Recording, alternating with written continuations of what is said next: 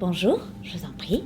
Bonjour, je vous en prie. Bonjour, je suis Cathy, votre chef de cabine, et je vous accompagnerai pendant toute la durée de ce vol. On m'a dit que certains d'entre vous avaient peur de l'avion. On dit certains, mais vous n'êtes pas tout seul. 40% des gens ont une forme d'anxiété pendant un vol. On n'est pas loin d'une personne sur deux. Excusez-moi, comment ? Le sac à vomi est encore plein ? C'est ça. Madame, c'est quand même le 4e et on n'a pas décollé. Je n'ai plus de sac. Malheureusement, je vous conseille donc d'utiliser vos mains ou le chignon de votre voisine. Bon vol. Évidemment, on a la réelle phobie de l'avion, qui touche entre 2,5 à 5% des gens. Madame, s'il vous plaît, reprenez-vous. Tout va bien se passer. Tout. Madame, allez, un peu de décence, s'il vous plaît. Non mais, elle mange son gilet de sauvetage, celle-ci. Vous savez, entre nous, avant d'être hôtesse, j'avais aussi peur de l'avion, voilà. Mais je me suis beaucoup renseignée, c'est primordial quand on a une phobie. Et je dois dire que beaucoup d'informations m'ont aidé à m'en sortir. Ladies and gentlemen, it's time to sit back and relax. Avec un verre d'eau, $12, American Express only. Mademoiselle, il va falloir arrêter de jouer 5 minutes, on va décoller là. Mais je peux pas arrêter là, je suis en train de voguer sur Taivat. Je ne pense pas qu'on couvre cette destination. C'est un long courrier. Oh. Personne ne peut se rendre compte à quel point c'est loin. Taivat est le monde ouvert ultra riche de Genshin Impact. Jeu mobile multi-récompensé dispo sur iOS, Android, PC, PS4 et PS5. Madame, c'est encore moi, si je m'éparpille. Attachez votre ceinture. Oui, on va décoller, donc attachez votre ceinture. Non mais, vous comprenez pas. Je suis en train de jouer avec le tout nouveau personnage, Yaemiko, une magicienne de type électrique. On va rentrer dans un nuage électrique. Oh, mais je le crois pas ça. On va partir explorer de nouveaux mondes, par-delà les collines et les ruisseaux enchantés, réaliser nos quêtes en affrontant des nouveaux boss, des nouveaux monstres, tout droit sortis de l'obscurité. Quoi ? C'est un vol de nuit ? Je suis pas préparée à ça, moi. Alors, madame, je sens que ça va pas. Pour la dernière fois, mettez votre ceinture. Il y a tellement de choses à faire. Tu peux créer ta propre maison et la décorer entièrement. En soirée, tu peux devenir barman et créer tes propres cocktails. Ou faire des tournois et essayer de battre un maximum d'adversaires. T'as toujours quelque chose à faire. Cabin crew ready for impact. For takeoff. For takeoff. Que ? Il a dit ready for impact. Genshin Impact. C'est le moment d'aller voir le lien dans la description et télécharger gratuitement le jeu. Et comment on peut télécharger là ? Madame, on veut le télécharger nous. On veut le télécharger. Très bien. Maintenant qu'on a décollé, je vais pouvoir reprendre une voix normale. Non, je ne vais pas vous parler en hôtesse pendant tout ce vol, c'est fatigant. Et globalement, c'est énervant. Moving on. Laissez-moi vous donner, pour commencer la relaxation, quelques statistiques qui vont vous calmer tout de suite. Vous le savez, la plus grande peur dans l'avion, c'est celle du crash. Et donc de la mort. Pour vous calmer direct, 98% des crashs n'entraînent pas de décès. Et même lors des crashs mortels, le taux de survie est supérieur à 50%. Mais oui, mais vous êtes drivé par Hollywood. Ça, c'est pas la vraie vie. Sauf que vous imaginez bien que ça... Capitaine ? Je gère. Capitaine ? Je gère. Capitaine ? Oui, bah j'ai menti. On repart. Capitaine ? Ouais. Donc si je comprends bien, on essaye même plus quoi. Allez, mais il faut y aller là. Putain. Allez. Bancalos. Pour tout vous dire, les vols commerciaux sont réellement les plus sûrs. Regardons l'année 2017. Il y a eu 79 morts en avion. Mais aucun crash n'impliquait des vols commerciaux. Ces accidents impliquaient des cargos ou des jets. Et si on prend les données les plus récentes, on prend l'année 2019 parce que les années Covid, elles étaient un peu spéciales, on a eu 289 morts en avion, mais seulement un vol commercial s'est crashé en entraînant des morts. Le reste, ce sont des jets et des compagnies privées. Un vol commercial en 2019, en sachant qu'il y a eu 38,9 millions de vols cette année-là. 4,3 milliards de passagers. Il y a plusieurs statistiques sur la probabilité de se crasher en avion, mais si on prend la moyenne, on est sur une chance sur 5 millions. Autant vous dire, la chillance absolue, vous avez plus de chances de vous noyer dans un jacuzzi ou de vous étouffer avec votre petit déjeuner. Be careful with your croissant. Et alors, mesdames, messieurs, le matin, quand vous prenez votre voiture pour aller au boulot, là, c'est vraiment beaucoup plus dangereux. 72 fois plus dangereux. Alors que, personnellement, je n'ai jamais vu personne partir dans ce genre de délire. Briefing de sécurité. J'ai une réunion qui commence dans 10 minutes. Briefing de sécurité. 4 issues de secours, 2 à l'avant, 2 à l'arrière du véhicule. Test. Dans l'éventualité de l'explosion d'une roue de votre voiture alors que vous êtes lancé à 120 km/h, vous contrebraquez dans le sens contraire du dérapage. L'autre sens. Ça, c'était l'airbag. Je crois que je viens de perdre une dent, putain. Autre situation, si vous tombez d'un pont dans un lac et que la voiture commence à se remplir d'eau. Non, t'as tout faux, c'est pas encore le moment d'appeler 911. J'appelle pour annuler ma réunion. Oui, encore, oui. Ah mais moi je veux bien safety first, mais qu'on soit cohérent alors. En parlant de safety, vous savez, que pour minimiser les pannes au maximum dans un avion, on applique un principe en aéronautique qu'on appelle la redondance. C'est-à-dire que chaque fonction de l'appareil est réalisée par plusieurs systèmes différents. Et chacun de ces systèmes existe en plusieurs exemplaires. Il y a toujours 2 systèmes en fonction, un 3e déjà allumé mais en attente, puis un dernier de secours. Et tout est pensé dans cette optique-là. Les réservoirs d'essence sont séparés, aucune pièce n'est en commun dans les moteurs, et j'en passe. Autre chose, chaque instrument d'un avion doit être conçu pour subir moins d'une panne par milliard d'heures d'utilisation. Excusez-moi. Maintenant, je vais prendre un exemple de redondance. L'électricité nécessaire aux équipements de bord. Elle est produite par la combustion du carburant. Si par malheur, il n'y avait plus de carburant, l'énergie serait alors fournie par plusieurs batteries qui sont dans la soute. Et même si ça ne suffisait pas, il y a une éolienne de secours qui se déploie. Avec ça, les commandes de vol restent opérationnelles en toutes circonstances. On s'émerveille tous les jours de notre corps. Oh, regardez ce que la nature a créé, c'est incroyable. À ce que je sache, nous on n'a pas 4 options de secours quand il y a un truc qui merde. Un oignon. T'es aveugle. Ah ben tu fais quoi maintenant? Tu utilises tes doigts comme rétro? On est foutu. Ah oh, la perfection de la vie. La perfection des avions. Je vous en prie. La perfection? Et si tous les moteurs lâchent en même temps, c'est toujours la perfection? Je sais que ça va vous surprendre, mais les avions, qu'ils aient 2 ou 4 moteurs, un seul moteur est suffisant pour maintenir un avion en vol. Oui, même 1 sur 4, c'est assez. En réalité, la quasi-totalité des appareils que vous prendrez sont capables de décoller, d'assurer le vol et d'atterrir en ayant perdu l'un de leurs moteurs. Ça n'arrive pas parce que dès que ça arrive, par sécurité, on fait atterrir l'avion, mais ce serait possible. Alors je sais que dans notre imaginaire, un avion sans moteur, il fait ça.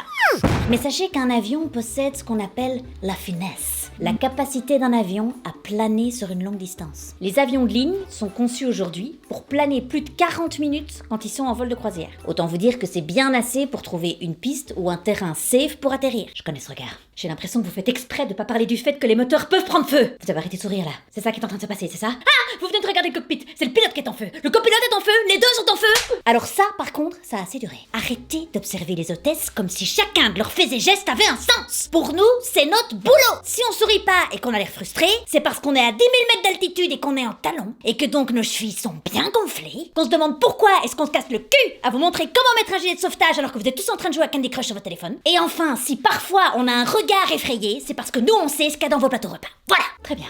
Où est-ce qu'on en était? Les moteurs en feu. Alors il n'est pas toujours urgent d'éteindre le feu, parce que le moteur peut continuer à fonctionner et à fournir de la puissance. Si le feu doit être éteint, des systèmes d'extinction peuvent être activés depuis le cockpit. On peut couper l'alimentation électrique, on peut couper l'injection d'essence, etc. Techniquement, si on coupe toutes les sources qui alimentent le feu, il s'arrêtera de lui-même, au vu de la vitesse à laquelle se déplace l'avion, plusieurs centaines de kilomètres/heure, je le rappelle, dans un air à moins 56 degrés, donc où l'oxygène est très très rare. Mais, même si ça devait se produire, improbable mais ok, on a quand même encore 2 gros extincteurs qu'on peut décharger sur les moteurs. Attendez, ne vous barrez pas, c'est pas fini. Oui, on est déjà à l'option 64, ce n'est pas le corps humain, c'est l'avion, habituez-vous. Si c'est pas suffisant, il y a un mur physique de matériaux qui a été conçu pour résister le temps que le pilote arrive à atterrir. C'est le fameux firewall. Alors on continue toujours dans le but de vous déstresser, l'avion c'est génial. On va parler d'une autre cause de crash, dont les gens ont pas mal les boules. C'est la peur des oiseaux. L'oiseau qui volerait dans un réacteur et qui le ferait exploser. L'oiseau qui s'encastrerait dans le cockpit au décollage et qui entraînerait un crash. Oui, si vous avez peur de l'avion, you hate birds. Pour vous, les oies sauvages qui partent vers le sud, c'est une formation de combat. Un missile, Top Gun, mais avec l'ancien sourire de Tom Cruise. Et effectivement, le risque aviaire est pris très au sérieux parce qu'il a déjà causé beaucoup d'incidents dans le passé. Mais évidemment, vous vous en doutez, les avions sont testés pour ce type de risque. À Toulouse, il existe une plateforme qui s'appelle Steampact où, écoutez bien, des canons à poulet ultra performants sont utilisés pour tester la résistance des avions aux impacts provoqués par la grêle ou des oiseaux. C'est l'un des outils les plus performants en Europe pour tester les impacts en vol sur les avions. Extrait de l'impact. Alors, ne vous inquiétez pas, on a des nouvelles du poulet, il va bien. Excusez-moi. Pardon, ce ne sont pas des vrais poulets. Ce ne sont pas des vrais poulets. Ils sont remplacés par des boules de gélatine, ça va. La gélatine reproduit la consistance du poulet au moment de l'impact. C'est de la gélatine, hein. Faut confirmer. Non, parce que j'ai quand même l'impression d'avoir plus de 2-3 plumes. Ok. Ces boules de gélatine, elles sont projetées à 800 mètres secondes, donc vous pouvez dormir tranquille. De nos jours, les avions sont capables de gérer ce genre de choc, même s'ils peuvent faire des dégâts, évidemment. Et si il vous en faut plus, il vous en faut plus. Eh bien, chers passagers, sachez que dans la plupart des aéroports, il existe des personnes dont le travail consiste à faire fuir les oiseaux aux abords des pistes. On les appelle les effaroucheurs. C'est pas une vanne, ils nous sauvent la vie, arrêtez un peu, merde. Les effaroucheurs sont chargés de surveiller et de contrôler la présence d'animaux et d'oiseaux aux abords des pistes. Et ils sont équipés de fusées détonantes, ainsi que de haut-parleurs qui diffusent des sons d'oiseaux en détresse. Pardon ? Les agents sont aussi équipés d'armes. Tous sont modifiés afin de pouvoir lancer des fusées et autres produits qui font beaucoup de bruit. Bravo pour votre travail. Mais beaucoup de bruit, on n'a pas la même notion de... Monsieur les effarouches ? Quel magnifique guerrier. Oui, donc la technique du canon à poulet, comme je vous l'ai dit, elle sert aussi à tester la résistance à la grêle. Mais ce que vous devez savoir, c'est que les moteurs d'avion, ils sont conçus pour résister à des conditions encore plus dégradées que ce qu'il est possible de trouver sur Terre. Un moteur peut ingérer 4,5 tonnes d'eau par minute, ou même encore réduire 750 kg de grêle en glace pilée en moins de 30 secondes, sans caler et sans connaître le moindre dysfonctionnement. Sacré blender. Chez toi, je te rappelle quand même que tu galères, même si tu mets que 2-3 glaçons. Alignez-vous sur les avions. Voilà, en termes de technologie, en termes de tout. Même en termes de bouffe. Les cendres d'un volcan en éruption peuvent faire arrêter les moteurs en plein vol. Ok ? Quoi ? Non mais allez-y. Celle-là, elle est pour moi. Elle est pour moi. Sauf toi. C'est vrai que les cendres de volcan, c'est problématique. Parce que contrairement à la poussière qui est évacuée, les cendres volcaniques, elles peuvent fusionner avec la chaleur des réacteurs et elles peuvent provoquer des plaques qui viennent encrasser le moteur. Alors, pas de panique, parce que même si ça provoquerait un arrêt des moteurs, alors la température diminuerait et les plaques de cendres, elles se décrocheraient toutes seules. C'est arrivé sur un vol British Airways en 1982. Ils survolent la Malaisie, alors qu'il y a une éruption volcanique. Et là, tout à coup, les 4 moteurs s'arrêtent. Le pilote, grâce à la finesse, a plané jusque Jakarta pour atterrir. Mais là, après 12 minutes, les moteurs avaient refroidi. Et donc là, les plaques de cendres se sont détachées et les moteurs ont pu redémarrer. Mais effectivement, même si on pourrait le contrôler, les marges de sécurité sont énormes. Donc quand un volcan rentre en éruption, il y a beaucoup de vols qui sont annulés. Safety first. Le capitaine nous signale qu'il va y avoir quelques turbulences. Attachez votre ceinture, s'il vous plaît. Quelle belle coïncidence, hein ? On va pouvoir en parler tout en les vivant en direct. Alors c'est intéressant de savoir ce qui se passe dans notre cerveau quand on a des turbulences. Il faut savoir que les capteurs du corps, dans la descente, sont 10 fois plus sensibles que pour la montée. Donc ça veut dire que si l'avion descend de 10 cm et puis remonte de 10 cm, on ne ressentira que la descente. Au final, on a toujours l'impression de tomber. Ce qui est faux. Mesdames, messieurs, pour les avions de ligne aujourd'hui en circulation, il n'y a eu aucun crash lié à une turbulence pendant un vol de croisière. Et il faut savoir que l'avion ne bouge en général que de 20 cm. 20 cm, c'est ça. Je rappelle que les turbulences ne sont en réalité que des courants d'air qui montent et qui descendent. Le ressenti, parfois très désagréable, j'en conviens, il vient du fait qu'on subit ces 20 cm, mais à 800 km/h. Alors imaginez-vous que vous passiez un dos d'âne à 50 km/h, la voiture, elle ne décolle pas de la route. Par contre, vous ne formez plus qu'un avec votre café. Eh bien, c'est la même chose dans un avion. 20 pauvres petits centimètres peuvent faire valser tous les cafés. Et les bagages.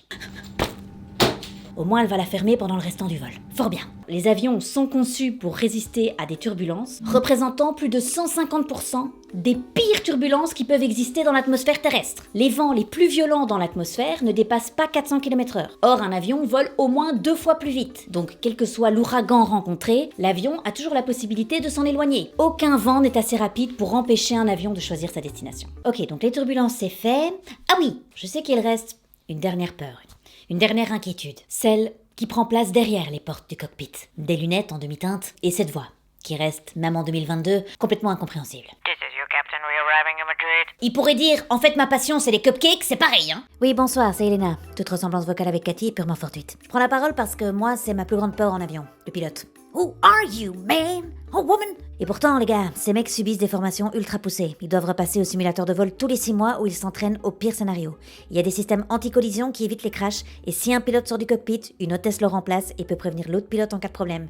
La poignée de la porte ne peut pas être désactivée. C'est la règle des 4 yeux. Donc vraiment, quand ils vous disent « sit back and relax », vous pouvez les croire, les gars. On vous remercie d'avoir participé à ce vol. On espère que toutes ces informations vous aideront à vous relaxer et à relativiser pendant votre prochain voyage. Alors il paraît qu'on finit toujours par une citation. Eh bien disons qu'Henry Ford a dit « Quand tout semble aller contre vous, souvenez-vous que les avions décollent toujours face au vent ». Le retour de la voix de l'hôtesse pour vous dire merci d'avoir volé avec notre airline. On espère évidemment avoir un arc-en-ciel de likes à l'arrivée. On vous retrouve très vite pour de nouvelles aventures.